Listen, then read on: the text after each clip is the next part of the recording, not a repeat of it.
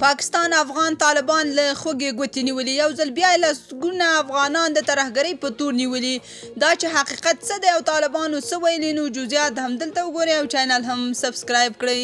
پاکستان له لوري له ترهګرۍ سره د تړاو په تور پر افغانانو د تورونو د پورې کولو په دوام د دې هېواد د خیبر پښتونخوا د ترهګرۍ ضد ادارې CTD په یوه راپور کې ادعا کړې چې په تیرو 2 کلونو کې 92 افغانان په پاکستان کې د ترهګریزو فعالیتونو په تور نیول شوي دي. یو شمېر پاکستاني رسنیو له دې ډلې جیو نیوز ته ویلي په دغه راپور کې راغلي چې په یاد شمېر کې 66 افغانان سږ کال او 26 نور تیر کال نیول شوي دي چې په 9 ترهګریزو فعالیتونو کې لاس درلود. په راپور کې دغه شان ادعا شوې چې په تیرو 2 کلونو کې 10 ترهګر چې افغانان و د ترهګریزو کړنو پر مهال وژل شوي دي.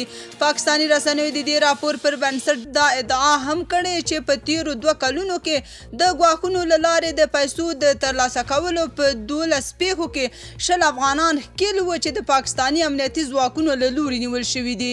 د دې ادعا په اړه په افغانستان کې د طالبانو حکومت په رسمي ډول تر اوسه نه دی ویلي، خو مخکې تر دې دغه ډول ادعاګانې رد کړي دي.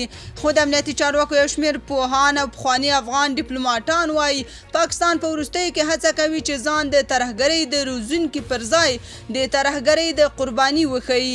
په داسې حال کې چې د دوی په خبره پاکستان د ترهګرو د روزنې پراخه مرکزونه لري.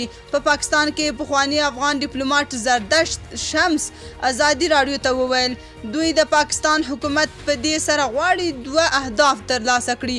اول خو دا چې غواړي نړۍ ته ځان د ترهګرۍ قرباني هیواد وښیي او په دې سره له نړۍ امتیاز او مرسته ترلاسه کړي.